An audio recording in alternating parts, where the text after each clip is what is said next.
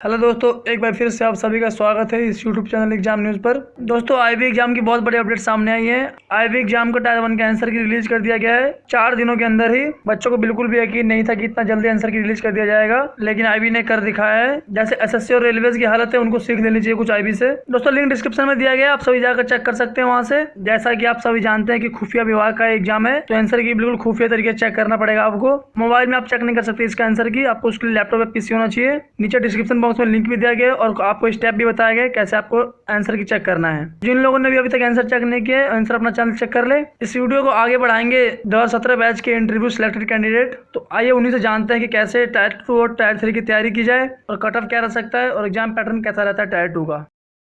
नमस्कार दोस्तों, स्वागत है आप सभी का आपके अपने चैनल एग्जाम न्यूज। IBACIO 2021 जिसके कि लगभग 2000 वैकेंसीज थे के एग्जाम कंप्लीट हो चुके हैं। यहाँ मैं इसके एग्जैक्ट कट ऑफ के बारे में तो बात नहीं करूंगा, बट इस एग्जाम के फर्दर जो प्रोसेस है टायर 2 जो कि रिटन फॉर्मेट में होगा और इंटरव्यू, उसके बारे में जो आपके क्या टेम्परामेंट होने चाहिए उसके बारे में मैं थोड़ी सी बातें करूंगा। 2017 में मैं दोस्तों इस एग्जाम के इंटरव्यू तक गया था, जहां मेरा इंटरव्यू काफी खराब गया था, जिस वजह से मेरा फाइनल सिलेक्शन नहीं हो पाया था। आप अगर बोलेंगे दोस्तों तो मैं अपने इंटरव्यू एक्सपीरियंस के बारे में एक सेपरेट वीडियो भी बना दूंगा और उसमें मैंने क्या मिस्टेक्स की थी जिसकी वजह से मेरा सिलेक्शन नहीं होगा उसे भी पॉइंट आउट कर दूंगा। दोस्तों, बहुत से लोगों के पर्सनल मैसेजेस आ रहे थे मुझे इस एग्जाम्स के रिगार्डिंग, लाइक इसके cut off and further procedure के बारे में। इन्हीं चीजों के बारे में मैं आपसे थोड़ी बहुत बातें करूंगा। सबसे ज्यादा क्वेश्चन तो दोस्तों इसके कट ऑफ के बारे में है। पिछले बार दोस्तों वैकेंसी 1400 के आसपास थी और मुझे जहां तक लगता है मेरे मार्क्स 50-55 के आसपास थे और मुझे टायर 2 के लिए बुलाया गया था। इस बार वैकेंसीज भी थोड़ी ज़्यादा है, तो अगर आपके मार्क्स अराउंड 60 के आसपास है तो मुझे लगता है कि आप रेस में हैं। बट वेट, इसका मतलब ये होता है क्या कि टायर 2 की तैयारी हम जोरों शोरों से तैयारी कर दें? इसके लिए दोस्तों आपको बहुत ज़्यादा तैयारी नहीं करनी है।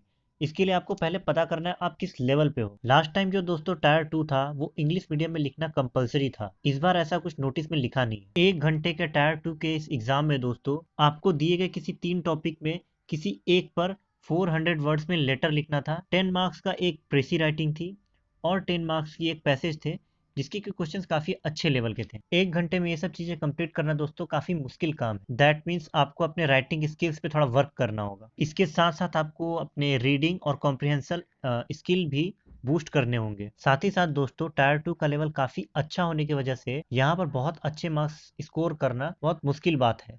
यानी अगर देखा जाए तो जितने भी लड़के टायर 3 के लिए यानी इंटरव्यू के लिए सेलेक्ट होंगे उनमें टायर 2 के जो मार्क्स होंगे लगभग अराउंड सबके आसपास ही होंगे। ऐसा नहीं होगा कि एक लड़का उसमें से 30 मार्क्स लाया होगा और दूसरा लड़का 50 मार्क्स या फिर 48 मार्क्स लाया होगा।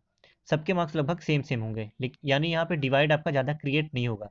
इसी तरह टायर 1 में क्या होगा, पेपर का लेवल काफ़ी अच्छा था, तो लोगों के जो मार्क्स होंगे वो भी अराउंड आसपास ही होंगे। इस एग्ज़ाम में बहुत कुछ आपके पर्सनालिटी टेस्ट यानी टायर 3 इंटरव्यू पे डिपेंड करता है, जो कि 100 मार्क्स के होने वाले हैं। तो दोस्तों आपका जो अप्रोच होना चाहिए, आपका जो विजन होना चाहिए वो टायर 2 प्लस टायर 3 का होना चाहिए। दोस्तों बहुत से एस्पिरेंट्स का ये भी कहना था कि लास्ट टाइम उन्हें इंग्लिश में बोलने के लिए इंटरव्यू में इंग्लिश में बोलने के लिए कहा गया। इसका मतलब कहीं भी ये नहीं होता दोस्तों कि आपको इंग्लिश में ही इंटरव्यू देना है। और बहुत से लोग दोस्तों ऐसे भी थे जिन्होंने अपना सारा इंटरव्यू हिंदी में ही दिया। अगर दोस्तों इंटरव्यू पैनल आपसे इंग्लिश में इंटरव्यू देने के लिए बोलता है, इसका मतलब कतई ये नहीं होता है कि वो आपको इंग्लिश इम्पोज कर रहे हैं, फोर्स कर रहे हैं कि आपको इंग्लिश में ही देना है। वो आपको इसके लिए ट्रेन भी कर सकते हैं फर्दर। बट इसका सिंपली ये मतलब होता है कि आप हिंदी एंड इंग्लिश दोनों में कंफर्टेबल होना चाहिए। सपोज आपको जो क्वेश्चन इंग्लिश में पूछे जा रहे हैं, आप उसको इंग्लिश में स्टार्ट कर सकते हैं, बट आप सिंपली उसको हिंदी में स्विच कर सकते हैं।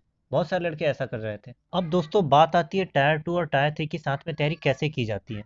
तो इसके लिए आपको इस ऑर्गेनाइजेशन के सबसे पहले बेसिक स्ट्रक्चर के बारे में समझना होगा कि ये जो ऑर्गेनाइजेशन है इंटेलिजेंस ब्यूरो, वो इंडिया के इंटरनल सिक्योरिटी से डील करता है। तो आपके मन में सबसे पहले दिमाग में आना चाहिए ये बात कि हमारे इंटरनल सिक्योरिटी को चैलेंज करने वाले एलिमेंट्स कौन कौन से हैं, कौन कौन सी चीज़ें हैं जो इसे चैलेंज करती हैं। लाइक दोस्तों नक्सलिज्म है, नक्सलिज्म का इशू, बॉर्डर इन्फिल्ट्रेशन का इशू जो है, इंडिया बांग्लादेश का बॉर्डर है वहाँ से इन्फिल्ट्रेशन होते हैं, JNK का जो बॉर्डर है वहाँ से इन्फिल्ट्रेशन होते हैं। अभी इंडिया चाइना स्टैंड ऑफ चल रहा था, गलवान वैली लद्दाख का जो रीजन है वो बहुत ही ज़्यादा इंपॉर्टेंट हो जाता है, उसकी आप तैयारी किए रखें। नॉर्थ ईस्ट इंसर्जेंसी, ये काफ़ी बड़ा टॉपिक है, इसे आप प्रिपेयर करके रखें। जे एंड के का जो भी शुरू से मूवमेंट रहा है, जब से JNK मतलब जो इंडिया आज़ाद जब से हुआ है तब से लेके JNK में क्या क्या हुआ है वो सब याद रखें, उसे पता रखें। कब कब पाकिस्तान से हमारे वॉर हुए उससे रिलेटेड, इसी के साथ साथ अभी जो फार्मर्स प्रोटेस्ट चल रहे थे उस समय खालिस्तान का इशू एक बहुत बड़ा आ गया था जब प्रोटेस्ट हुए। तो इसके साथ साथ जो सिसेशन के मूवमेंट चलते रहते हैं कि अलग राज्य, अलग देश, अलग कंट्री, उनके बारे में जो इश्यूज होते हैं उनको आप रेडी करके रखें। इंटरनल सिक्योरिटी से रिलेटेड उसे आप कवर कर सकते हैं। इसी के साथ साथ जो करंट के इश्यूज चल रहे हैं उसको तो आप थोड़ा से डीप से पढ़ना स्टार्ट कर दें। इसके साथ साथ दोस्तों आप अपने राइटिंग स्किल, इंग्लिश स्पीकिंग और पर्सनालिटी डेवलपमेंट पे थोड़ा बहुत ध्यान दें, तो आपका प्रिपरेशन ठीक ठाक चलते रहेगा। इसका बिल्कुल मतलब ये नहीं है कि आप दिन भर बैठे रहें IBACIO की तैयारी के लिए ही। आप नॉर्मल किसी भी एग्जाम की तैयारी कर रहे हैं, आप उसमें लगे रहिए, कोई दिक्कत नहीं है। आई होप कि आपको मेरी ये बातें अच्छी लगी होंगी, और आपके जो भी फर्दर डाउट्स होते हैं आप कमेंट सेक्शन में पूछ सकते हैं, और आपको इंटरव्यू से रिलेटेड वीडियो चाहिए या नहीं उसके बारे में भी आप मुझे बता सकते हैं। Thank you.